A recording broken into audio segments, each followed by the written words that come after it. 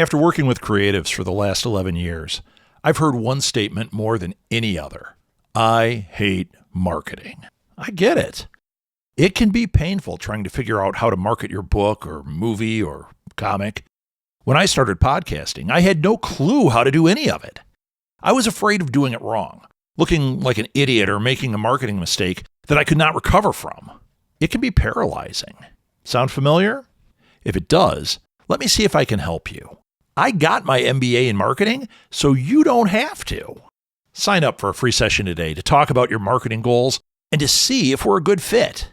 If nothing else, you'll get some insights that might ease your mind. Go to southgatesmallbusiness.com and sign up for a free session today.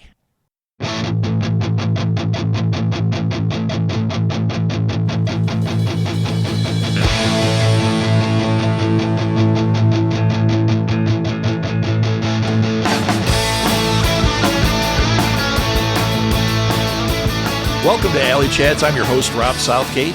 Alley Chats is a virtual artist alley featuring interviews with artists, filmmakers, podcasters, writers, really any creative person you might find at a pop culture convention. My goal is to help draw attention to cool people and to hopefully help them get some new fans. I want this podcast to raise up these amazing people and to inspire you, the listener, to chase your dreams as well. You can follow Alley Chats on Facebook and join the conversation. I'll add more social media in the future, but for now, that's the best place to interact with me. You can also email me directly if you would like to be a guest or have a guest suggestion. My email is rob@smgpods.com. Hi, Lisa. Welcome to the show. I'm excited to talk to you. It's been a long time coming. Yeah, That's only definitely. something that you and I would understand, but we're finally here doing our thing. Lisa, why don't you tell people who you are, tell them a little bit about yourself, and then we'll get into it. All right. So I am Lisa Vasquez. I am the CEO of Stitch Smile Publications, also the co-owner with Joe Meinhardt and Crystal Lake Entertainment for Memento Mori Inc. magazine. I am an author, an HWA mentor, and an artist. All right. That's pretty concise. So one thing that I noticed going through your Goodreads and your Amazon, you seem to really like short story writing, which is great I because I love short stories. So, So actually, it's not that I like short stories better, it's that I'm so slow because of everything that I have to do that I would never publish anything if I didn't put some short stories out. sure, sure. Actually, I'm VP of marketing with a publisher, and I believe that Erica, the CEO, is the same. All of her books so far have Yeah. been short stories. And I was like, hey, we need to get you a Bram Stoker award. And she was like, not ready for Yeah. that novel. I'm like, I get it. I get it. Yeah. She writes some scary stuff, and I'm sure yours is terrifying because just reading the synopsis, I'm like, oh, yeah. Oh, I can't wait to read these. So the reason we're talking and the reason I haven't read your stuff, this all just kind of happened in the last 2 weeks for Mhm. me. Uh, you're going to be at Books and Brews, which Yes. is in Evanston, Illinois, Double Clutch Brewing Company. Mhm. Anybody that's listening to this show has heard me say this now, I don't know, about 18 times or so. But you want to go to this thing. It's going to be awesome. It's August 3rd. Lisa will be there. Turns out Mhm. I'll be there. Tiffany offered me a Nice. table, which is like, okay, Heck come see the guy yeah. who just talks to people. Uh, but you know what? I'll be giving advice all day. That's what I do. Marketing guy, you know? So Love I'm it. really excited to meet you in person. I'm really excited to talk to you about, hold on, what is the name of it? Because I've been waiting this whole time. Evil Little Fox. Oh Yes. my God, the title is the greatest. The Right? cover is fantastic. Oh, And that what's cover's funny is beautiful. I was talking to my wife. We're sitting at dinner, and she said, "Oh, who are you interviewing today?" And I said, "It's Lisa Vasquez." And I was kind of Mhm. talking about how, I was telling her about some of the anthologies and how cool it is. And then I said, "Oh, you might like this one." And I said, Evil Little Fucks. And she went, "Oh, she's one of us." I was like, "Yeah, yeah, she is." She goes, "Ooh, Yeah. I'm going to want to read that, aren't I?" I was like, "Yeah, I think so." Because she was a Yeah. nanny. So she's got the Oh, scary kid stuff yes. in Yeah, spades. yeah. Plus, our Right. daughter, who's 17, is now a horror writer, Oh, okay. and she has spent most of her life just terrifying the hell out of us. Exactly. Uh, So she has to write. Yeah. she has to. She has to. So let's start with that. Now that we've kind Mhm. of gotten that preamble out of the way, how long have you been writing? What got you into it? So what got me writing is actually it started with my fourth grade teacher, Mr. Reese, and she we used to do, I guess I should start back. So when I was younger, my stepdad, he was just a creator. Like he loved to have us do like little skits together, and he would write like, he would draw like little, I don't know what they would like, boards, storyboards or whatever, and then he would put Okay. them through like, and so we used to do that with him, and so we were telling stories in that way. And then Miss Reese was a teacher that used to encourage reading for us and writing. So she would give us the like, a sentence or an idea, and then we had these little pieces of paper and we could draw a picture, and then we would write a story on there. And I thought it was so fascinating to find everybody who had the same sentence, what they would come up with, and I was hooked after that. I was like, oh my god. And it was hilarious because me and maybe one or two other people in the classroom would write horror sci-fi, and she was like, Right, right. Like the but prompt was, "There's a kitten in the yeah, street," and everyone else would be like, "Oh, I grabbed the kitten. It was fluffy." And you're like, "And it was possessed yeah, by the thing from outer space, and it split open." exactly. And yeah, okay. Yeah. So I know my your dad, type. so my dad was into, horror very big. And so, my first viewing of like silver screen monsters was with him. And, he dispelled the magic for me in a good way where, I wasn't afraid of it. I was interested in it. And Mhm. so just it started from there. And then after that, life happens, trauma happens, and you got to exorcise the demons somehow. And I didn't want to write a diary, so I really wanted to write the stories that I could control. And that's how it started. That's fantastic. I was actually just talking to another author about how writing horror can be so therapeutic, Yes. and how so many of the authors I talk to, they tell me that when they were kids, they were terrified of this stuff, Mhm. and somehow the world of writing it and that just has completely opened them up, which is Right. awesome. So yeah, that's really interesting. I love your stepdad with the storyboards and that. Yes. We used to do a lot of exercises like that around here too, and like now Mhm. they have those story cubes, and like I'd buy her story cubes. She never used them because she was already Oh, like, no, no, it was yeah. already like exploding. Oh, gotcha. Yeah. So when I do it, she'd be like, I got one restricted. better. Yeah. I'm like, okay, I'm just gonna stop with this. Even though I was thinking, how cool is this? If I was a 5 year Right. old, I think this is the coolest thing. And she was, as She her was whole beyond life has it. been. Yeah, she's way beyond me. So what was it about? I think you answered this, but I actually want to dig a little deeper into it. What was Sure. it about horror that kept you coming back? Once the magic trick was revealed Mm. and you thought it You was know, cool, what was it? oh, so with horror watching it, it was, we'd watch a movie and he'd go, "How do you think they did that?" Right? And so I'd be like, "Oh yeah." So we would just do this, sleuthing and figure out how they did it. And one of the movies that really had me stumped for a long time was Gates of Hell. So I know there's another title for it. I always forget the other title. I knew it by Gates of Hell. So it's one of my favorite movies, and some of the Savini was just amazing. So he did all these crazy things, and I would have to figure out how it was happening. And just when things stop being scary, it just becomes interesting. Like, you don't see that in puppeteering, right? You don't see it in that. There's no magic there. There's no like, how could you look like somebody is literally being shred to pieces, or their brain is being drilled out and it's not real. So, and I think the suspension of belief too is there. So when you are literally hanging, thinking, oh my God, this guy is really dying this way, your mind will take you there. Your mind will trick you into believing like that's really happening. So that when we pull the curtain up and there's, Mr. Oz, and there's, these revealings there, you go back and watch it and you're like, oh, like my mind really went there. Yeah, And yeah. so that, it's like, for example, people who watch The Exorcist, right? When you watch it again, or one of the big things too was in the Silence, not Silence Lambs, and next one. Hannibal? Anyway, where yeah, thank you. Where he We did the where he cuts brain his thing? brain. Yeah. Yeah. And so we're sitting there, we're staring at, it, we're like, how the hell did he do that? Right? Was it makeup? Was it this? And then you realize later that, they just did a dummy. And I was like, it's crazy because your But mind is not there. it sure doesn't feel like it when you're watching it, especially that Right. first time.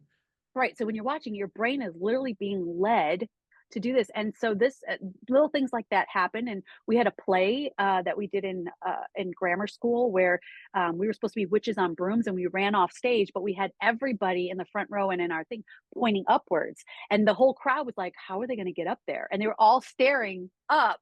So when we ran through the crowd, they didn't realize we were there. And then we came back down. And it's just, tricking the brain a little bit. I think it's a really cool thing.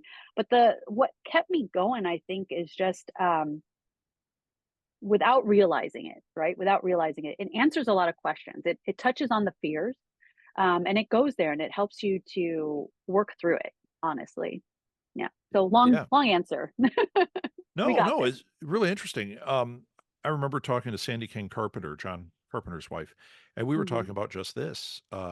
Like, what is it about horror? And she was saying Yeah. the same thing. She was like, Mm, it not only exorcised the demons, but she was like, there are so many layers to it yeah.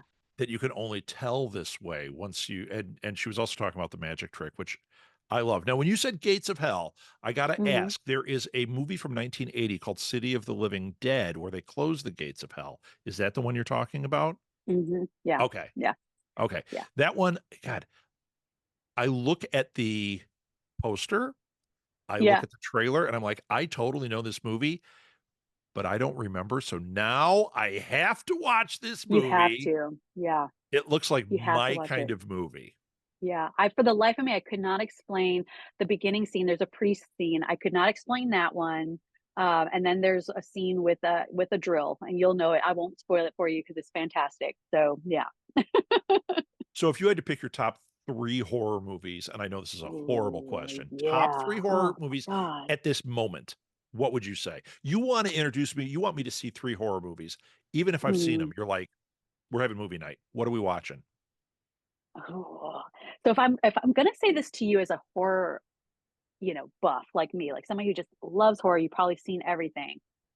Um, I would say Gates of Hell, number one. Number one. Um, that's number one. The other one, my memory is really bad, so forgive me if I get this one wrong, but it's another 1980 movie. I believe it's called Star Walker.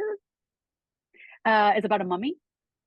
You're gonna look it up for me. Thank Oh, God. I'm looking it Yeah, up yeah, look it up because because that one is sounding so familiar. yeah. It's the mummy, and he's got the little crystal balls, and he's coming to get him. Yep. Yeah, that one Yeah, was I think it's called Star fantastic. Walker. Yep. Okay, good. So it's called Star Walker.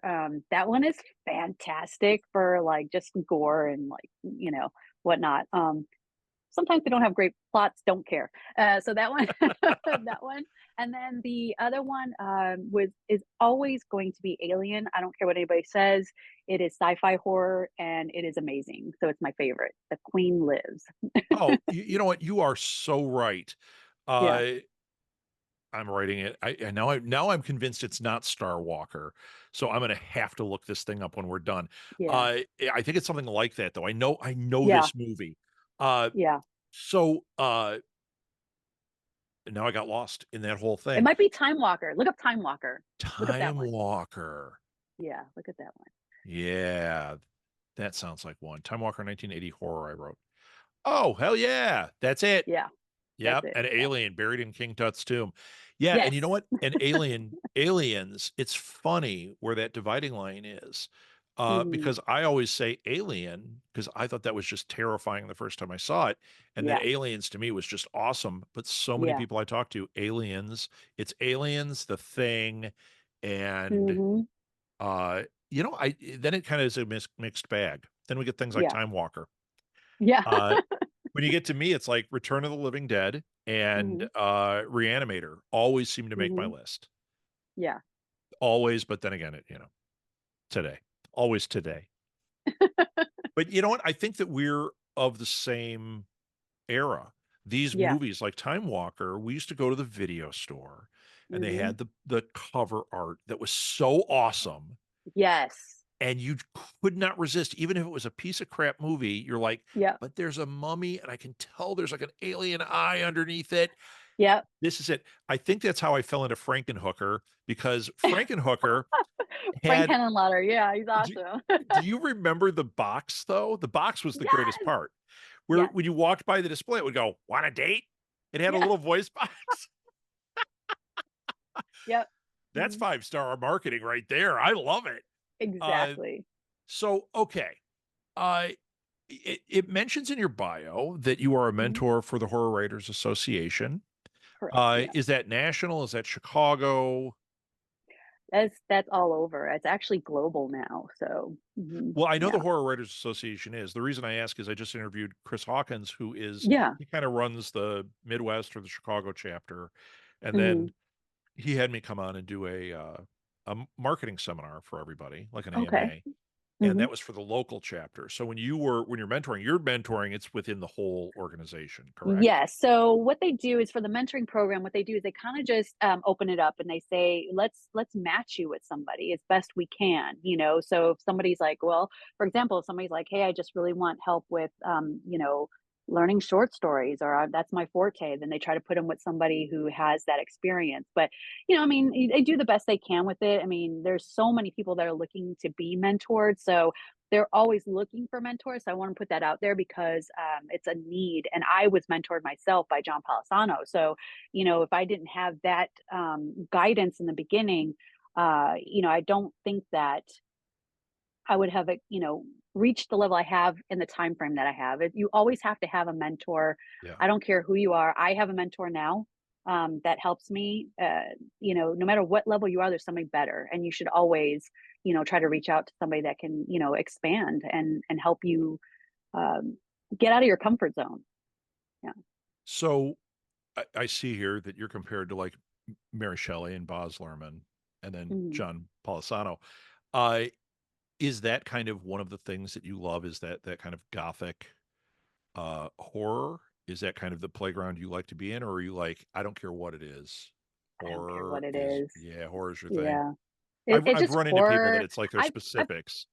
I've tried to write things that are not horror, and it always turns horror. Like, it always goes dark some way. So I'm like, I can't. I've tried. I've tried to write a love story. It goes dark. But yeah. So, but gothic horror or like Victorian age style, like Mary Shelley, or I'm in love with things like that, like Sweeney Todd and Sherlock and uh, you know Frankenstein. There's Yeah. an actual story behind the whole Mary Shelley and the Frankenstein, but those Wait, things I just want to hear the they do it story. for me. Tell me the story.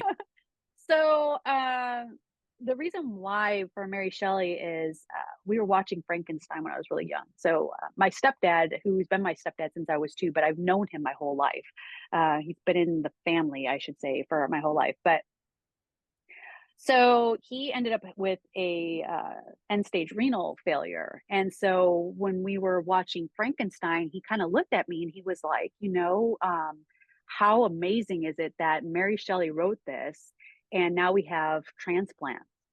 He's a 3-time kidney transplant patient, 3 times. Right. He made medical books and he was like, had she probably didn't even know that this was something possible. So it Right. became very personal to the both of us that, Wow.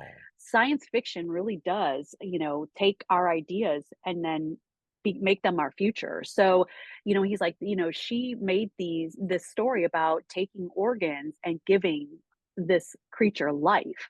And he's like, and he was literally dead on the table, and they brought him back, and then they gave him this kidney and he had an extra 25 years of life. So I mean, Wow. it's insane, right? And so it Yeah. became very, very personal to me, and so since then, I mean, I always loved her anyway, but it became very personal to me after that. So yeah. Mhm. Want more shows like this? We've got a lot more on the Southgate Media Group Patreon page. Some free, some paid. Plus, there's exclusive content for subscribers only. Follow the link in the show notes or look up Southgate Media Group on Patreon and check out the cool stuff we're doing over there. You won't be sorry. On August 3rd, 2024, Books of Horror is presenting Books and Brews at Double Clutch Brewing Company in Evanston, Illinois. There will be over 40 horror authors for a book signing and meetup from 10 a.m. until 4 p.m. that day. Meet your favorite authors, discover new authors, meet Books of Horror friends in real life, including the author I'm talking with on this podcast. Oh, and I'll be there too. This is an all-ages event. Food, alcohol, and non-alcoholic beverages will be available. No outside food or drinks will be allowed. Search for Books of Horror Presents Books and Brews on Facebook events for more information, or click on the link in the show notes. I hope to see you there. That is a fantastic story. Oh my gosh. It's funny because I had not contextualized Frankenstein that way, but I talk about that because I read a lot of science fiction too. Yeah. And how, look at the world we live in right now, iPads and that is all because of Star Trek and because of things like that. Yep. I even when you go back and you read H.G. Wells or Yes. going back, now I'm drawing a blank. Some of these really old, and then you read them and you go, okay, well, yeah, they're kind of racist, but Yeah. wow, yeah, John Yeah. Carpenter, John Carter. When you read that one, you're Yeah. like, oh, there's some racism Yeah. going on in this, but at the same Yeah. time, there's stuff in there that you go, these are concepts that are now just starting to be realized and actually becoming things. It's Right. crazy. I hadn't realized Right. that with the transplants. Now I'm going to watch it in a whole new Mhm. light. I actually just bought the new version that has the original text. I don't know if you've seen that. I have There, not yet. yeah, Yeah. I think it's Penguin put it out, and it's the Mhm. original text.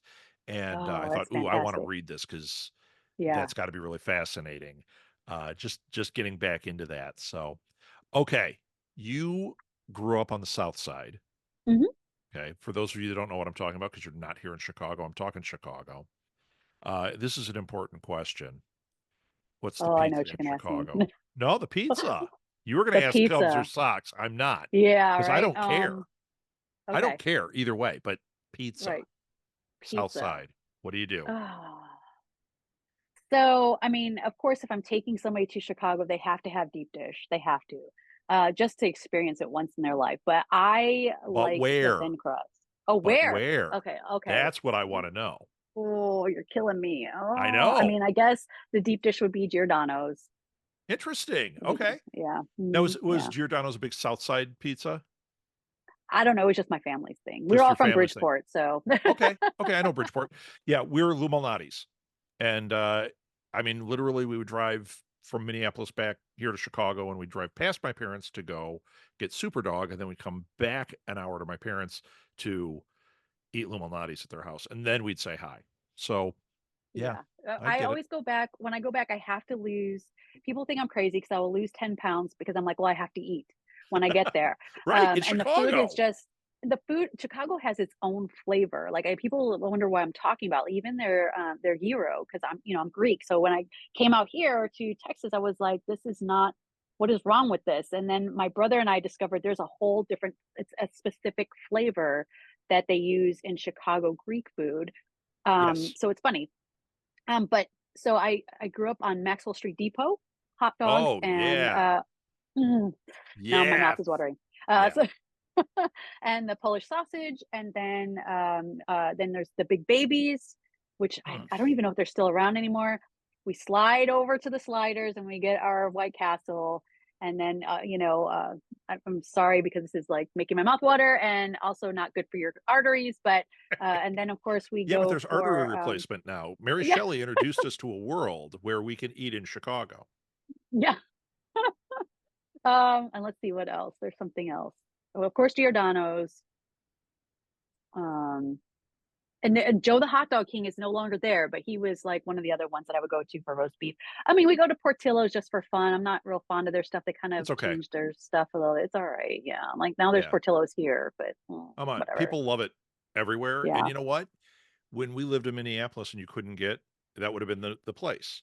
Right. if they've Yeah. had one. But when we're here, for us, Super Dog is number one. Hmm. Always number one Number for one. our family. But you know Yeah. what? You could throw a rock and find a good beef place, a good hot dog place. But you're all right. It's kind of like New York. Their food tastes a Yeah. certain way because of the water. Yeah. Chicago, it might be the water, it might be other things. Yeah.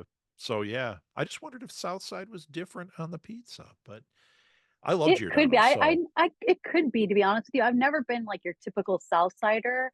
So yeah, they ask me questions and they kind of eyeball me weird when I answer them. So so you'd be the oddball on Shameless. They'd look at you weird, right? exactly, exactly.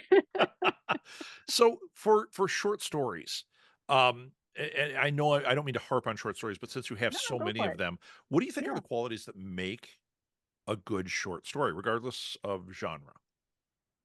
It needs to kick you in the teeth. Like it Mm, has to be short and it has to do it in such a short amount of time. So it needs to be concise. The hardest thing that I have with it is because I love to world build, right? So you have to make sure that they people understand and move that story forward. You have this much space to move the story forward without losing context, right? Without losing yeah, your audience. So you have to start right from the very beginning, and then it has to have an ending that ties everything together in this much space. yeah, yeah. So you You have to can't be able to do lollygag that. around. Yeah. Right. You have to be concise, but you have to be able to kick them in the teeth while you're doing it. Mhm. Do you find when you're writing them that you have to kill your babies sometimes to get it short enough? Yeah. Usually I'm at already at like 3,000 and I'm like, "Oh, you have a 5,000 word yeah. Okay, we're going to have to rewind a little bit." Yeah, it can be tricky. And you also were the editor for magazine, which Yeah. you've driven me crazy here. I've closed all of my tabs because I keep jumping around with you. Uh, House of Stitched magazine. So were you the nightmare editor where you were like, you get 3,000 words and at 3,001 I cut it off? No, actually, with House of Stitch, I let them kind of run havoc on there. But now that I'm with Memento Mori Inc., I'm the editor in chief for that one. Now they're like, you get 750. Like that's it. Only Tommy Clark, who's my senior columnist, he kind of gets a little bit of extra leeway in there. Maybe if it's a good story and it's going, I'll be like, okay, I'll give you an extra 200. But for the most part, they got 750. That's it. Like, be real. Yeah. Wow. Yeah. Wow. Yeah, I saw one of your books was, 1,000 Words. Now, see, I lost it on here. Hmm. The 1,000 Word Horror Stories, I believe. Hmm. Yeah. Uh, and you got me there because the cover has a King Kong on it, so I'm like, "Oh, yep, I'm Yeah. in." Oh, no, 100-word horror It was 100 story. word drabbles. Yeah, that's a Kevin J. Kennedy um uh put together there. And yeah, that was the hardest thing I ever did, man. That was hard. So that took 100 me, words. yeah, you have to have a complete story in 100 exactly. Okay. Exactly. Do you have it handy? Nope. I was gonna make you read it to me. I did a, I had to talk about marketing. It was a video. It was called the World's Fastest Video Conference. Oh And wow. they had asked me to speak at it, and I was the only marketer. Everyone else was like video people. And I was like, "Oh, Yeah. okay." And they wanted me to talk about this social media thing, which I don't really do, but I was like, "Oh, okay. I've got a thing I do." Yeah. I had 1 minute. Oh wow. I had an hour-long talk that I had to squeeze all the juice out of, get it down to 1 minute. That's what you're talking about here. Yep. It felt Yep. like 100 words. Top. Yeah. And then the worst part for me is after I did the whole thing and I was like, I got it. I recorded it. It was done. They said, yeah, the last 20 seconds should be you promoting your like your website and all that. I'm like, wait, does that count in the minute? Right. Yeah, like that's It extra, right? did. It did. Oh no. So Yeah. yeah, talk about I had to pull the seeds and the rind out too to make it fit. Oh But it yeah. did. It did. So I am dying to read this. I'm dying to read your story. Do you remember what your story was about? Yeah, so it was about a closet, and that's all I'm gonna tell you. Well, it's about a closet. We're 4 words into this story already. You better get Yep. busy because it's only 100 words. Uh, this has been so much fun. So what else do I wanna know here? I mean, this was really great. Hold on, I'm pulling other things up. I wanna see if I had any other questions I wanted to ask you. Yeah, here's one. This Mhm. is this is kind of a I don't know. I just want to hear what you have to say. What advice would you give to a new horror author today? I think you already gave some, but I Yeah. want to hear what else you say. Some of it, yeah. So number one is get yourself a mentor. The other thing is write the effing story. Stop worrying about research. Stop worrying about fixing and editing and all that other stuff. Get it out first. Word vomit, and then go back. Just get it out, no matter what you do. And that was the advice a friend gave me when I wrote the Unsaintly, because I kept going back to it. I was like, oh, I want it to be accurate. I want it to be this. I want it to be perfect. I want it to be this. And he's like, write the fucking story. I was like, okay. And I did. And you know what? It's not my favorite story as far as clean and editing. I was a fledgling. It's probably the worst as far as skill goes, but it's my favorite. So it doesn't matter. I keep it up there because I want people, when I'm mentoring them, to see like everything you write, the first draft is shit. And then after that, that's when you clean it up. Yeah, Yeah, yeah. I interviewed Jeff Strand. He was talking about his trunk novels. He's like, I wrote like 10 novels before I ever let him see the light of day. exactly. Yeah. He's like, that's what you do. But he Yep. said, that's how you learn. So I thought that was Right. I thought that was an interesting approach. And I think yours is really great. Uh, yeah, just write it. Just write. Hmm. Then go Yeah. back. Uh, okay. Oh, I'm going to ask you one more question. I Sure. normally ask at this point, like, because we already talked about food. I usually say, well, you're going to be in Chicago for Books and Brews. Where do you want to eat? What do you want to do? Uh-huh. You've been here. You already Yeah. know. So I'm going to Hmm. ask you a question that I've asked other people. This is one of my preset questions that I don't always ask, but I want to hear your answer. Okay. What has writing horror taught you about the world and yourself? Oh, okay. So writing horror, what it taught to me is that, and you probably hear this answer all the time, but it's so true. Humans are the real monsters.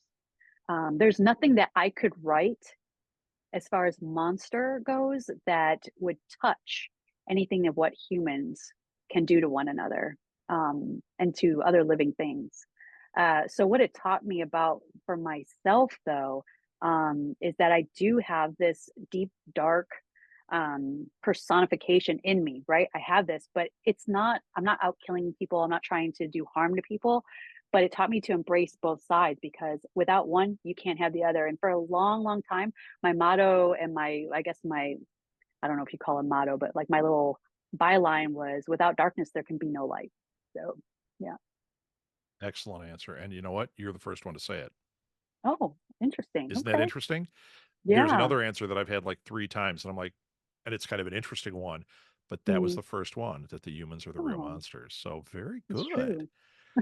Lisa, this was a lot of fun. I can't wait to meet you at Books and Brews. It's at Double Clutch Brewing Company in Evanston, Illinois on August 3rd.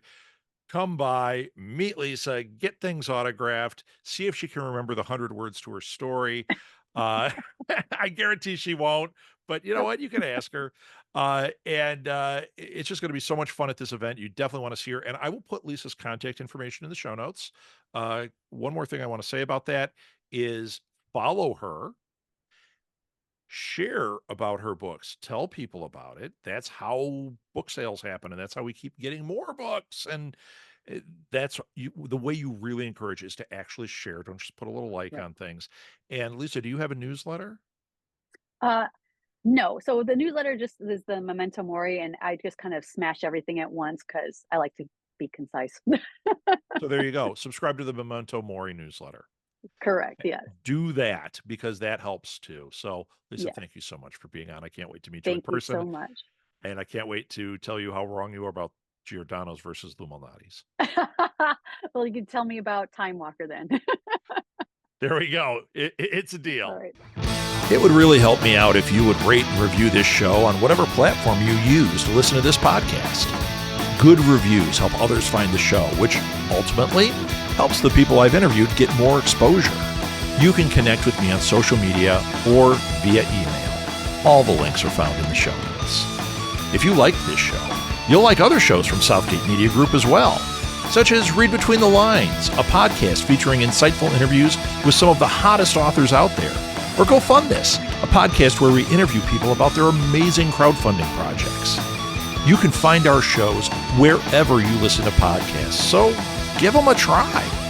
And if you like what you hear, don't forget to rate and review our shows. It really helps other people find them and keep our team inspired. Alley Chats is a production of Southgate Media Group. Hosted, produced, and edited by me, Rob Southgate. Thanks again for listening to Alley Chats.